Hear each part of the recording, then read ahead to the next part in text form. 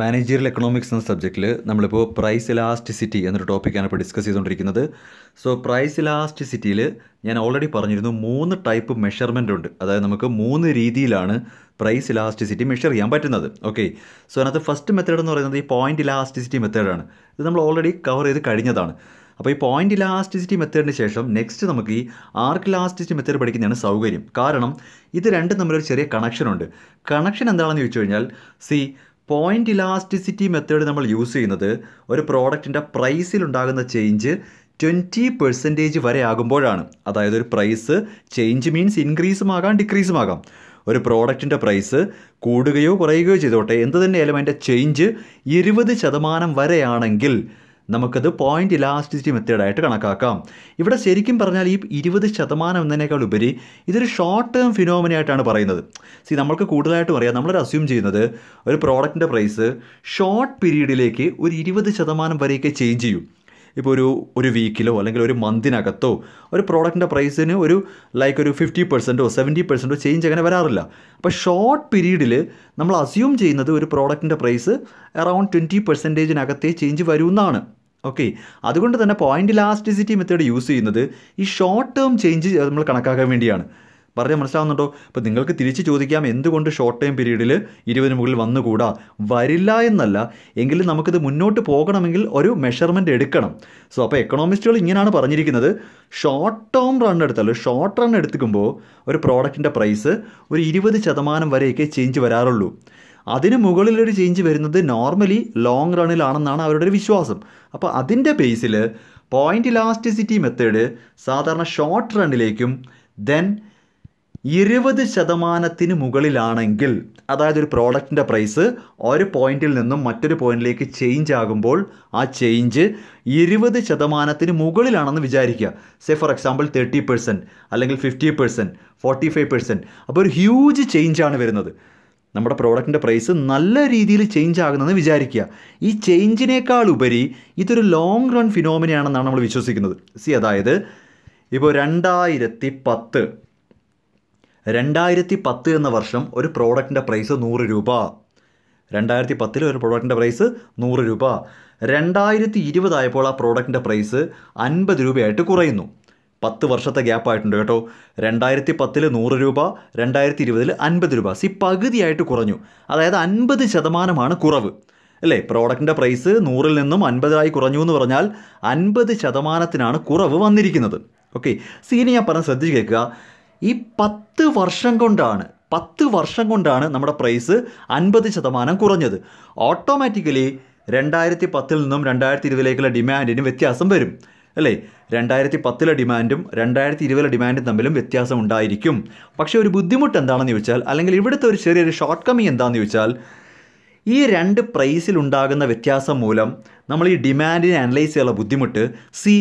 ഈ പ്രൈസ് 100-ൽ നിന്നും 50 കുറയാനായിട്ട് 10 വർഷം എടുത്തു. അപ്പോൾ ഈ 10 വർഷം കൊണ്ടുള്ള ഡിമാൻഡിൻ്റെ ചേഞ്ച് ഈ പ്രൈസ് കൊണ്ട് മാത്രമാണ് ഉണ്ടായതെന്ന് പറയാൻ പറ്റില്ല. ലോങ് റണ്ണിൽ പ്രൈസിലെ ചേഞ്ച് മാത്രമാവില്ല നമ്മുടെ ഡിമാൻഡിനെ അഫക്റ്റ് ചെയ്യുന്നത്. ഒരുപാട് കാര്യങ്ങൾ ഇതിനകത്ത് എക്സ്റ്റേണലി അഫക്റ്റ് ചെയ്യും. അപ്പോൾ ഈ പ്രൈസിലുണ്ടാകുന്ന ചേഞ്ച് മൂലം ഡിമാൻഡിൽ എന്ത് ചേഞ്ച് ഉണ്ടായി എന്നുള്ളതാണ് പ്രൈസ് ഇലാസ്റ്റിസിറ്റി. പക്ഷേ ലോങ് റണ്ണിലേക്ക് വരുമ്പോൾ നമുക്ക് പ്രൈസിലെ ചേഞ്ച് എടുത്ത് വെച്ചിട്ട് ഇത് കാരണമാണ് ഡിമാൻഡ് ചേഞ്ച് ആയതെന്ന് ഉറപ്പിച്ചങ്ങ് പറയാൻ പറ്റില്ല. കാര്യം 10 വർഷത്തിനിടെ മറ്റ് പല മാറ്റങ്ങളും വരാം. നമുക്ക് ഈ പ്രോഡക്റ്റിൻ്റെ ഷേപ്പിലോ സ്ട്രക്ചറിലോ ഡിസൈനിലോ ഒക്കെ മാറ്റം വന്നിരിക്കാം. നമ്മുടെ ഇൻകം തന്നെ മാറിയിരിക്കാം, നമ്മുടെ മാർക്കറ്റ് മാറിയിരിക്കാം, എന്തെല്ലാം മാറ്റങ്ങൾ വരാം. അതുകൊണ്ട് തന്നെ നമുക്ക് സ്ട്രിക്റ്റ് ആയിട്ട് ഇങ്ങനെ പറയാൻ പറ്റില്ല 100-ൽ നിന്നും 50 കുറഞ്ഞതുകൊണ്ടാണ് ഡിമാൻഡിന് ചേഞ്ച് ആയത്.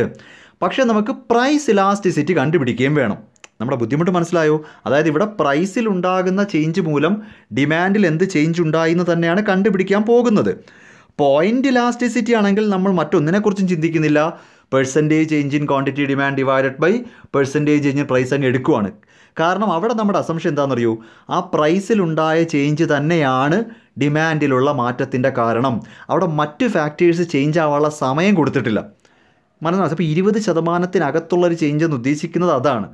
അല്ലാതെ 20% നിങ്ങൾക്ക് തീർച്ചയായിട്ടും തർക്കിക്കാം. അതായത് നിങ്ങൾക്ക് ചോദിക്കാം, അപ്പോൾ 15 വർഷം കൊണ്ടാണ് ഈ പറയുന്ന 2% കൂടി. അങ്ങനെയെല്ലാം തർക്കിച്ചാൽ അതൊരു തർക്കമായിട്ട് തന്നെ നിൽക്കത്തതേ ഉള്ളൂ. നമ്മുടെ അസംഷൻ ഇങ്ങനെയാണ്, ഷോർട്ട് പീരീഡിലേക്കുള്ള ഒരു ചേഞ്ച് എന്ന് പറയുന്നത് ഒരു 20% ചേഞ്ച് വരെയൊക്കെ വരൂ. അതൊരു അസംഷനാണ്, അത് ബിലീവ് ചെയ്തേ പറ്റൂ. ലോങ് റണ്ണിലേക്ക് കടക്കുമ്പോൾ നമ്മുടെ പ്രൈസ് 20% മുകളിലേക്ക് ചേഞ്ച് ആകും. അങ്ങനൊരു സിറ്റുവേഷനിൽ നമുക്ക് ഉറപ്പിച്ച് പറയാൻ പറ്റില്ല അത് ആ പ്രൈസ് കാരണം മാത്രമാണ് ഡിമാൻഡിൽ ചേഞ്ച് വന്നത്. സോ നമുക്ക് ഈ പ്രൈസിലുണ്ടാകുന്ന ചേഞ്ച് ആസ് സച്ച് അങ്ങ് ഡിമാൻഡിലേക്ക് പറിച്ചു നടാൻ പറ്റത്തില്ല. അപ്പോൾ 20% മുകളിലാണ് പ്രൈസ് ചേഞ്ച് എങ്കിൽ, അതാണ് രണ്ടാമത്തെ മെത്തേഡ് ഞാൻ പറയുന്ന ആർക്ക് ഇലാസ്റ്റിസിറ്റി പഠിക്കാമെന്ന്.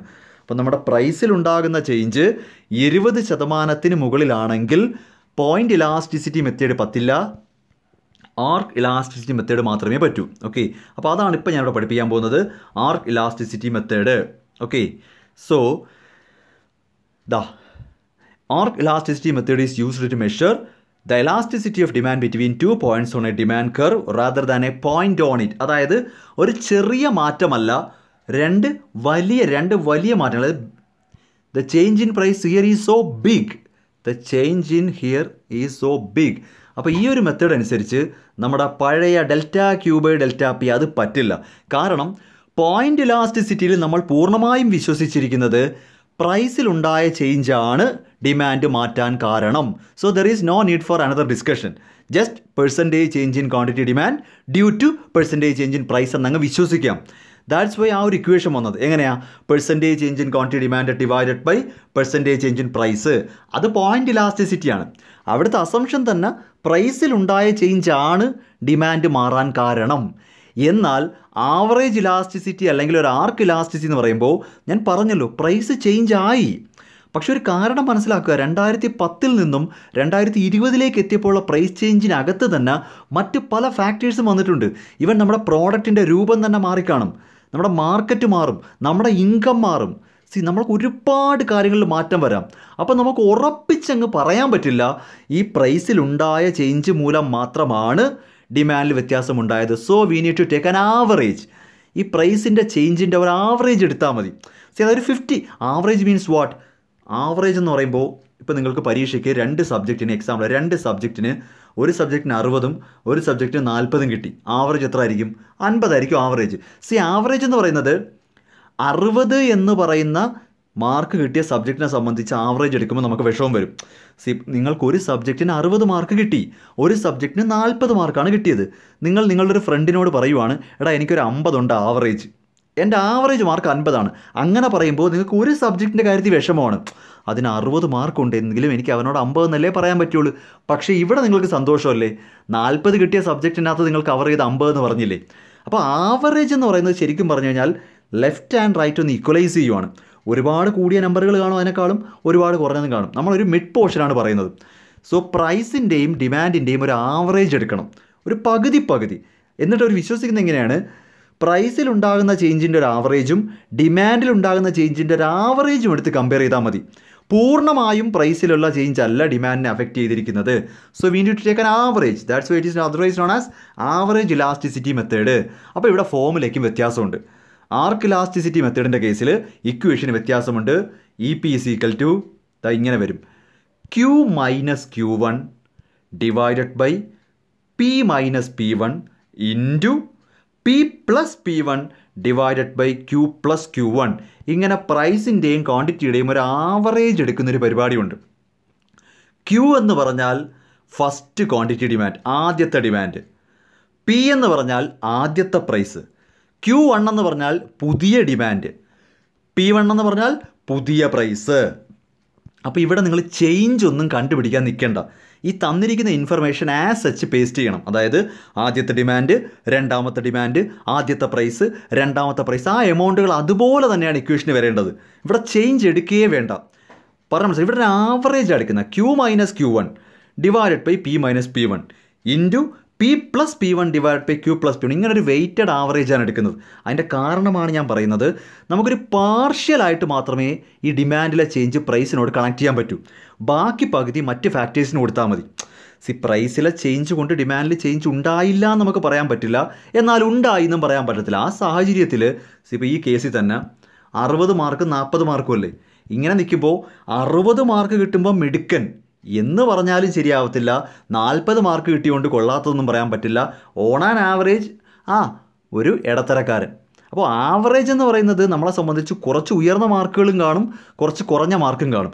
നമുക്കിപ്പോൾ കൂടിയ മാർക്ക് കിട്ടിയതുകൊണ്ട് ആ സമയത്ത് മിടുക്കനെന്നും കുറഞ്ഞ മാർക്ക് മേടിക്കുമ്പോൾ മണ്ടനെന്നും പറയുന്നതിൽ നല്ലത് ഓൺ ആൻ ആവറേജ് വലിയ കുഴപ്പമില്ല എന്ന് പറയുന്നത് പോലെ തന്നെ പ്രൈസിലുണ്ടാകുന്ന ചേഞ്ച് മൂലം ഡിമാൻഡിൽ വ്യത്യാസം ഉണ്ടായി കാണും, എന്നാൽ എല്ലാം അങ്ങ് പ്രൈസിന് കാരണവുമല്ല. ഇങ്ങനെ നിന്നുമ്പോൾ ഇതൊരുമാതിരിയില്ല, മഴ പെയ്യാനും പെയ്യാതിരിക്കാനും സാധ്യത ഉണ്ടെന്ന് പറഞ്ഞാൽ നല്ലത് ഒരു സെൻറ്റർ പോർഷൻ അങ്ങ് പിടിക്കുക. ഒരു 50% ചേഞ്ച് ഡിമാൻഡിലുണ്ടാകുന്ന ഒരു 50% ചേഞ്ച് അല്ലെങ്കിൽ ഒരു ആവറേജ് ആവറേജ് അത് നമുക്ക് പ്രൈസ് മൂലമാണെന്നങ്ങ് പറയാം. ഓക്കെ, ഡിമാൻഡിലെ ചേഞ്ചിൻ്റെ കുറച്ച് പോർഷൻ പ്രൈസ് മൂലമാണ്, കുറച്ച് പോർഷൻ പ്രൈസ് മൂലമല്ല. അങ്ങനെ പറയുന്നതിലും നല്ലത് ഓൺ ആൻ ആവറേജ് കുറച്ച് പോർഷൻ എടുത്തിട്ട് പ്രൈസിന് അങ്ങ് കൊടുക്കും.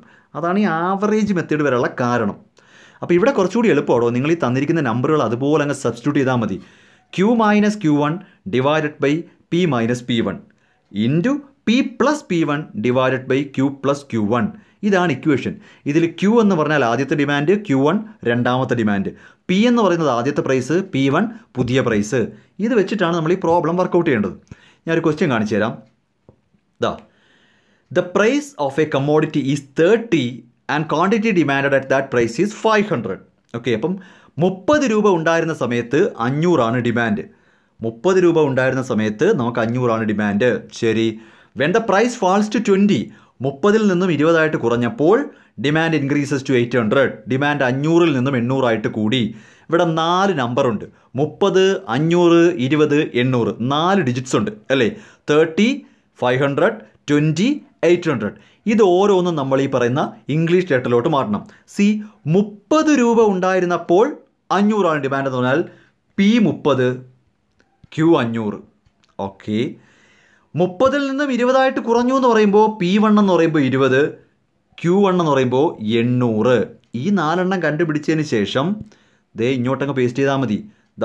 Q500, Q1 800, P30, P1 20. അത് കണ്ടുപിടിച്ചല്ലോ.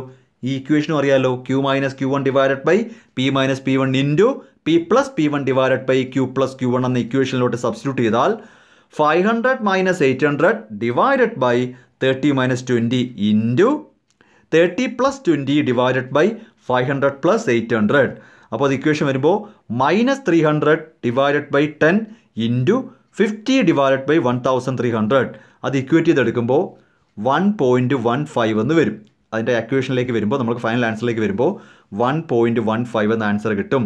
നിങ്ങൾ നെഗറ്റീവ് സിമ്പിൾ അങ്ങ് കളയുക. കാര്യം ഓൾവേസ് ഒരു നെഗറ്റീവ് സിമ്പിൾ വരും. കാര്യം എന്താ, പ്രൈസ് കൂടുമ്പോൾ ഡിമാൻഡ് കുറയും. അപ്പോൾ ഒരു ഡിജിറ്റ് നെഗറ്റീവ് ആയേ പറ്റൂ. Final answer is 1.15. It is more elastic demand. ഒരുപാടങ്ങ് മോറെന്ന് പറയാൻ പറ്റില്ല, എന്നാൽ യൂണിറ്റിനേക്കാൾ ഉയർന്നു നിൽക്കുക.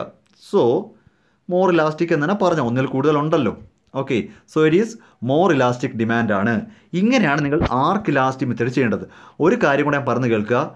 പരീക്ഷയ്ക്ക് ഒരു ക്വസ്റ്റ്യൻ വരുമ്പോൾ ആ ക്വസ്റ്റ്യനിൽ ഏത് മെത്തേഡാണ് യൂസ് ചെയ്യേണ്ടതെന്ന് പറയത്തില്ല. അതായത് ഇവിടെ പ്രൈസ് ഇലാസ്റ്റിസിറ്റി കണ്ടുപിടിക്കാനേ പറയുന്നുള്ളൂ. നമ്മളിത് ചെയ്യാനുള്ള കാരണം, അപ്പോൾ നിങ്ങൾ ചോദിക്കും ഞാനിത് എങ്ങനെയാണ് ചെയ്യുന്നത്. ആദ്യം നിങ്ങൾ ചെക്ക് ചെയ്യേണ്ടുന്നത് ഈ പ്രൈസ് ചേഞ്ച് ആണ്. അതായത് ഇവിടെ ഒറിജിനൽ പ്രൈസ് 30 ആണ്, 30 നിന്നും 20 കുറഞ്ഞു. എത്ര ചേഞ്ച് എന്ന് എങ്ങനെ കണ്ടുപിടിക്കാം? എത്ര രൂപയാണ് ചേഞ്ച് ആയത്? 10 രൂപ ഡിവൈഡഡ് ബൈ ഏത് എമൗണ്ടിൽ നിന്നാണ്? 30 രൂപയെന്നാണ്. ഇൻറ്റു 100 എടുത്താൽ മതി. 10/30 ഇൻറ്റു 100, ഐ തിങ്ക് ഇറ്റ്സ് 33.33. 30ൻ്റെ 3 ഭാഗമല്ലേ. അപ്പം 33.33 ആകുമ്പോൾ ആർക്ക് ഇലാസ്റ്റിസിറ്റി അങ്ങനെ കണ്ടുപിടിച്ചിട്ടാണ് പ്രൈസിൽ ഉണ്ടാകുന്ന ചേഞ്ച് 20 മുകളിലാണെന്ന് പ്രൂവ് ചെയ്തിട്ടാണ് നിങ്ങൾ ഈ മെത്തേഡ് സെലക്ട് ചെയ്യേണ്ടത്. അപ്പോൾ ഇങ്ങനൊരു ചോദ്യം വന്നാൽ നിങ്ങൾ ആദ്യം ചെയ്യേണ്ടുന്നത് പ്രൈസിൽ ഉണ്ടാകുന്ന ചേഞ്ചിൻ്റെ പെർസെൻറ്റേജ് കണ്ടുപിടിക്കണം. അല്ലെങ്കിൽ നിങ്ങൾക്ക് തെറ്റും. കാര്യം ഈ ക്വസ്റ്റ്യൻ എടുത്ത് വെച്ച് പോയിന്റ് ചെയ്യരുത്. ഇങ്ങനൊരു ചോദ്യം വന്നാൽ ഇത് പോയിന്റ് ഇലാസ്റ്റിസിറ്റി ചെയ്തിട്ട് ആൻസർ ചെയ്തിറങ്ങിപ്പോരുത്, വെട്ടിക്കളയും. അപ്പോൾ ഫസ്റ്റ് നമ്മൾ എന്ത് ചെയ്യും?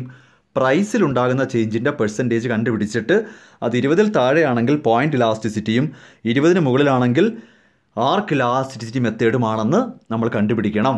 ഇതാണ് രണ്ടാമത്തെ മെത്തേഡ്. ഇപ്പോൾ നമ്മൾ ഏതൊക്കെ പഠിച്ചു? പോയിന്റ് ഇലാസ്റ്റിസിറ്റിയും ആർക്കും പഠിച്ചു. ഇത് രണ്ടുമാണ് പ്രോബ്ലംസ് ഉള്ളത്. Next total expenditure method. ഈ ടോട്ടൽ എക്സ്പെൻഡിച്ചർ മെത്തേഡിനകത്ത് പ്രോബ്ലംസ് ഒന്നുമില്ല, ജസ്റ്റ് ഒരു തിയറി ഒന്ന് പറഞ്ഞു തരാനേ ഉള്ളൂ. ടോട്ടൽ എക്സ്പെൻഡിച്ചർ മെത്തേഡ് എന്ന് പറയുമ്പോൾ ഫസ്റ്റ് ഓഫ് ഓൾ എന്താണ് എക്സ്പെൻഡിച്ചർ, എന്താണ് ഈ ചിലവെന്ന് പറഞ്ഞാൽ? നമ്മൾ കടയിൽ ചെന്ന് സാധനം വാങ്ങുക എന്നത് നമ്മുടെ കയ്യിൽ നിന്നുള്ള മണി ഔട്ട്ഫ്ലോ ആണ്. പൈസ പുറത്തേക്ക് പോകുന്നതിനല്ലേ ചിലവെന്ന് പറയുന്നത്.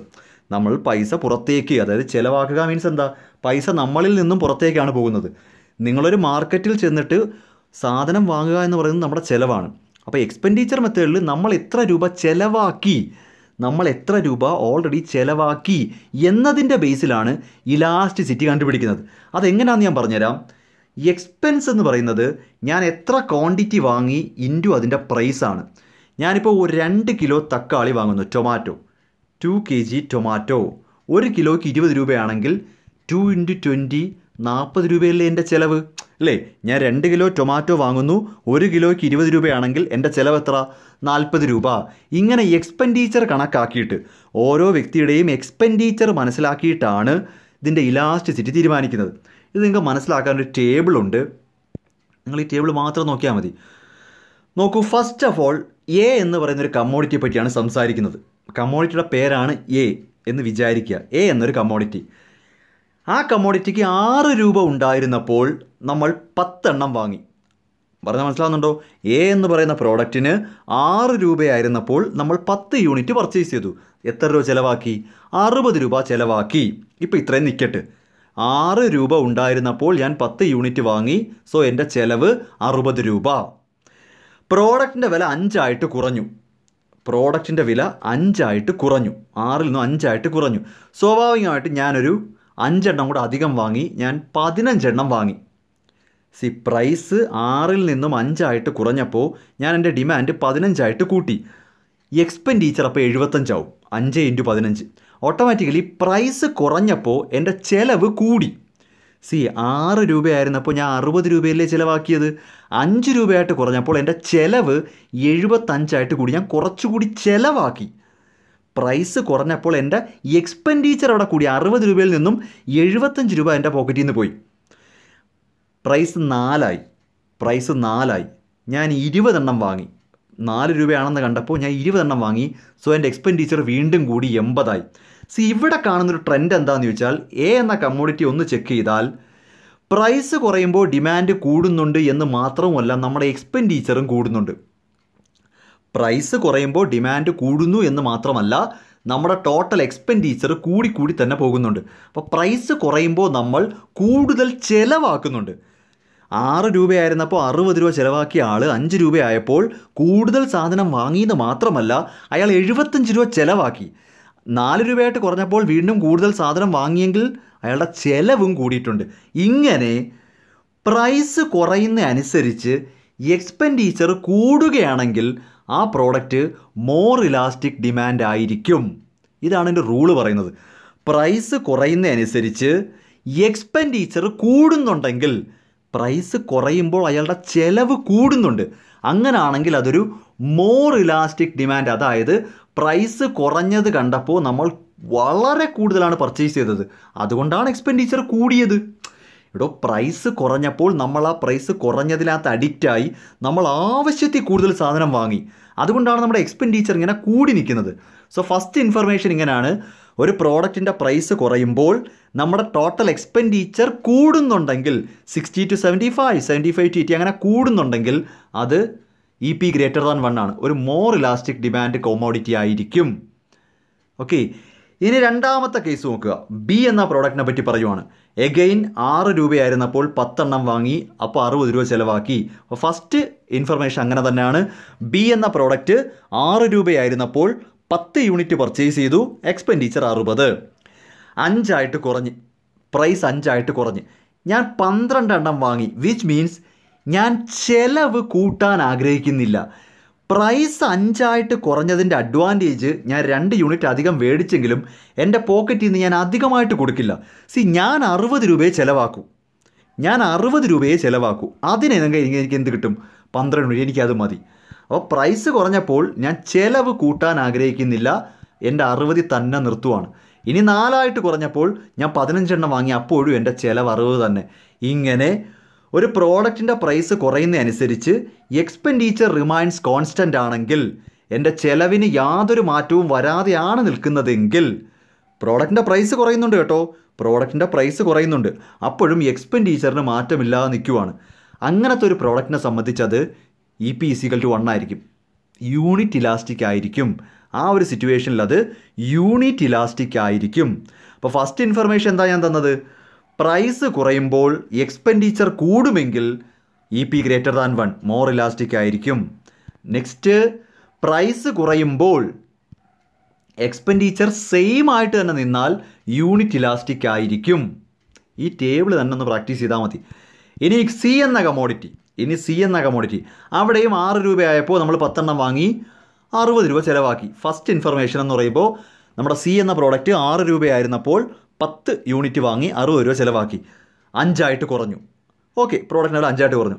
ഞാൻ 11 വാങ്ങുന്നുള്ളൂ, ഡിമാൻഡ് കൂട്ടി 11, പക്ഷേ എൻ്റെ എക്സ്പെൻഡിച്ചർ അത് കണക്ക് കുറഞ്ഞു. അതായത് ഇവിടെ പ്രൈസ് കുറഞ്ഞത് ഞാൻ എൻ്റെ ചിലവിനകത്ത് അഡ്വാൻറ്റേജ് പിടിക്കുന്നുണ്ട്. പ്രൈസ് കുറഞ്ഞപ്പോൾ ഞാൻ ഒരുപാടൊന്നും വാങ്ങി കൂട്ടുന്നില്ല. പ്രൈസ് കുറഞ്ഞു എന്ന കാരണം കൊണ്ട് ഞാൻ വെറുതെ മാർക്കറ്റിൽ നിന്ന് വാങ്ങി കൂട്ടുന്നില്ല, സ്ലൈഡ് ചേഞ്ചേ വരുത്തുന്നുള്ളൂ. ഒരെണ്ണം കൂടെ തന്നു, അപ്പോഴും എൻ്റെ ചിലവ് കുറഞ്ഞാണ് നിൽക്കുന്നത്. അതായത് പ്രൈസ് കുറഞ്ഞത് ഞാൻ എൻ്റെ ചിലവ് കുറയ്ക്കാൻ കാരണമാക്കി. 6 രൂപയിൽ നിന്ന് 5 രൂപയായിട്ട് കുറഞ്ഞല്ലേ, ഒരു കാര്യം ചെയ്യ്, 10ൽ നിന്ന് 11 ഒരു 11 എടുത്താൽ മതി, അപ്പോൾ എൻ്റെ ചിലവ് 55ആയി. സ്ലൈഡ് ചേഞ്ചിലേ ഡിമാൻഡ് വരുന്നുള്ളൂ. 4 ആയിട്ട് കുറഞ്ഞപ്പോൾ ഞാൻ 13 വാങ്ങി, അപ്പോഴും എൻ്റെ ചിലവ് 52 നിൽക്കുന്നതേ ഉള്ളൂ. ഇവിടെ എന്താ സംഭവിച്ചതെന്നറിയൂ? പ്രൈസ് കുറയുന്നതനുസരിച്ച് ഞാൻ എൻ്റെ എക്സ്പെൻഡിച്ചറും കുറച്ചു. അതായത് പ്രൈസ് കുറഞ്ഞതനുസരിച്ച് ഞാൻ സാധനം വാങ്ങിക്കൂട്ടാൻ നിൽക്കുന്നില്ല. പ്രൈസ് കുറഞ്ഞു എന്ന കാരണം എന്നെ വല്ലാതെ മോഹിപ്പിക്കുന്നില്ല. പ്രൈസ് കുറഞ്ഞപ്പോൾ ഞാൻ എന്ത് ചെയ്തു? വളരെ കുറച്ച് മാത്രമേ അഡീഷണലി വാങ്ങുന്നുള്ളൂ. വിച്ച് മീൻസ് ഞാൻ ആദ്യം ചിലവാക്കിയതിനേക്കാളും കുറച്ചാണ് ഇപ്പോൾ ചിലവാക്കുന്നത്. അങ്ങനെ വരുമ്പോൾ EP < 1 ആയിരിക്കും, ലെസ് ഇലാസ്റ്റിക് ആയിരിക്കും. ഇതാണ് 3 ഇൻഫർമേഷൻ. അപ്പോൾ ഇങ്ങനെ ഓർക്കുക. ഫസ്റ്റ്, പ്രൈസ് കുറയുന്നതനുസരിച്ച് എക്സ്പെൻഡിച്ചർ കൂടുകയാണെങ്കിൽ EP > 1 മോർ ഇലാസ്റ്റിക്. പ്രൈസ് കുറയുന്നതനുസരിച്ച് എക്സ്പെൻഡിച്ചർ റിമൈൻസ് കോൺസ്റ്റൻ്റ് ആണെങ്കിൽ EP = 1 യൂണിറ്റ് ഇലാസ്റ്റിക്. പ്രൈസ് കുറയുന്നതനുസരിച്ച് എക്സ്പെൻഡിച്ചർ കുറയുന്നതായിട്ടാണ് കാണുന്നതെങ്കിൽ EP < 1 ലെസ് ഇലാസ്റ്റിക്. ഇതാണ് നമ്മുടെ എക്സ്പെൻഡിച്ചർ മെത്തേഡിൽ പറയാനുള്ളത്. ഓക്കെ, സോ ഇതിൻ്റെ നോട്ടാണ് ഈ തന്നിരിക്കുന്നത്. യൂണിറ്റ് ഇലാസ്റ്റിക് എന്ന് പറഞ്ഞാൽ if the total expenditure on a commodity remains the same in spite of a rise or fall in price, elasticity of demand is said to be equal or unity. അതായിരുന്നു second one. രണ്ടാമത്തെ കേസിലാണ് ഇതാണ് unit elastic. Price എന്ത് സംഭവിച്ചാലും expenditure remains constant. Okay, ഇനി > 1 ആണെങ്കിൽ if with a fall in price total expenditure on the commodity increases and with a rise in price total expenditure decreases, elasticity of demand is said to be < unity. നിങ്ങൾ തിരിച്ചും കൂടെ ചിന്തിക്കണം കേട്ടോ, തിരിച്ച് ചിന്തിക്കണം. അതെന്താണെന്ന് മനസ്സിലായില്ല? ഇത് പ്രൈസ് കൂടുന്നതായിട്ടും വായിക്കാം. ഇത് തിരിച്ച് ചിന്തിച്ച് നോക്കിയാൽ ഇങ്ങോട്ട് 4 രൂപയായിരുന്നപ്പോൾ 80 രൂപ ചിലവാക്കി, 5 രൂപയായപ്പോൾ 75, അങ്ങനെ തിരിച്ചും ചിന്തിക്കാം. ഞാനിപ്പോൾ പഠിപ്പിക്കുമ്പോൾ ഒരു വെർഷനെ പറയുന്നുള്ളൂ. പ്രൈസ് കുറയുമ്പോൾ എക്സ്പെൻഡിച്ചർ കൂടും എന്ന് പറയുന്ന പോലെ തന്നെയാണ് പ്രൈസ് കൂടുമ്പോൾ എക്സ്പെൻഡിച്ചർ കുറയുന്നുണ്ട്, അങ്ങനെയും ചിന്തിക്കാം. ഇപ്പോൾ യൂണിറ്റിൻ്റെ കേസിലും അത് തന്നെ പറയാം. പ്രൈസ് കുറയുമ്പോഴും എക്സ്പെൻഡിച്ചറിന് മാറ്റമില്ല, പ്രൈസ് കൂടുമ്പോഴും എക്സ്പെൻഡിച്ചറിന് മാറ്റമില്ല. തിരിച്ചും മറിച്ചും ഇത് പറയാം. ഓക്കെ, ഇപ്പോൾ പഠിപ്പിക്കാനുള്ള സൗകര്യം ഒരു വർഷം പറയുന്നതാണ്. അടുത്ത ലെസ് ഇലാസ്റ്റിക്കിൻ്റെ കേസിലും അങ്ങനെ തന്നെയാണ്. If with a fall in price total expenditure on the commodity decreases and with a rise in price total expenditure increases ആണെങ്കിൽ < unity. ഇവിടെ നോക്കി, പ്രൈസ് കുറയുമ്പോൾ എക്സ്പെൻഡിച്ചർ കുറയുന്നുണ്ട്, പ്രൈസ് കൂടുമ്പോൾ എക്സ്പെൻഡിച്ചർ കൂടുകയാണെന്നുണ്ടെങ്കിൽ അത് ലെസ് ഇലാസ്റ്റിക് ആയിരിക്കും. നിങ്ങൾ ഈ ഒരു ടേബിൾ ഉണ്ടല്ലോ, ഞാൻ ഈ കാണിക്കുന്നത് ഈ ഒരു ടേബിൾ ഇതുപോലെ ഒന്ന് വർക്കൗട്ട് ചെയ്താൽ മതി. അങ്ങനെയാണെങ്കിൽ പരീക്ഷയ്ക്ക് എഴുതാൻ എളുപ്പമായി. ഈ ടേബിൾ അങ്ങ് വരച്ച് വെച്ചാൽ മതി. കൃത്യമായിട്ട് ഈ ഒരു നമ്പറുകൾ നിങ്ങളൊന്ന് നോക്കി വെച്ചിരുന്നാൽ മാത്രം 6, 5, 4, 10, 15, 20 അങ്ങനെ നോക്കി വെച്ചിരുന്നാൽ മതി. ഓക്കെ, ഈ ഒരു ടേബിൾ 1-2 വട്ടം ഒന്ന് വരച്ച് നോക്കിയാൽ, സ്വന്തമായിട്ടൊന്ന് എഴുതി നോക്കിയാൽ കൃത്യമായിട്ട് നിങ്ങൾക്ക് മനസ്സിലാവും എക്സ്പെൻഡിച്ചർ മെത്തേഡ് എന്താണെന്ന്. അപ്പോൾ ഇതോടെ measurement of elasticity of demand, price elasticity കഴിഞ്ഞു. നമ്മുടെ ഈ 3 മെത്തേഡും പഠിപ്പിച്ചു. അപ്പോൾ പോയിൻ്റ് ഇലാസ്റ്റിസിറ്റിയും മാർക്ക് ഇലാസ്റ്റിസിറ്റിയും ക്വസ്റ്റ്യൻ വരുമ്പോൾ നിങ്ങൾ ആദ്യം ക്വസ്റ്റ്യൻ എടുത്ത് വെച്ച് ചെക്ക് ചെയ്യണം. എന്ത് ചെക്ക് ചെയ്യണം? പ്രൈസിലുണ്ടാകുന്ന ചേഞ്ചിൻ്റെ പെർസെൻറ്റേജ് എത്രയാണെന്ന് നോക്കുക. 20% വരെ ആണെങ്കിൽ പോയിൻ്റ് ഇലാസ്റ്റിസിറ്റി, 20% മുകളിലോട്ടാണെങ്കിൽ ആർക്ക് ഇലാസ്റ്റിസിറ്റി. രണ്ടിനും 2 ഇക്വേഷനാണ്, 2 ആൻസറേ കിട്ടത്തുള്ളൂ. അതുകൊണ്ട് പരീക്ഷയ്ക്ക് ഒരു ക്വസ്റ്റ്യൻ വന്നാൽ ഉടനെ ചാടി കയറി അങ്ങ് ∆Q/∆P അടിച്ച് വെക്കരുത്. ക്വസ്റ്റ്യൻ ചെക്ക് ചെയ്തിട്ട് ഏത് മെത്തേഡാണെന്ന് മനസ്സിലാക്കി ചെയ്യുക. എക്സ്പെൻഡിച്ചർ മെത്തേഡിന് പ്രോബ്ലം ഒന്നും വരത്തില്ല. ഈ ടേബിൾ അങ്ങ് പഠിച്ചാൽ മതി. ഇത്രയുമാണ് മെഷർമെൻറ്റ് ഓഫ് പ്രൈസ് ഇലാസ്റ്റിസിറ്റി.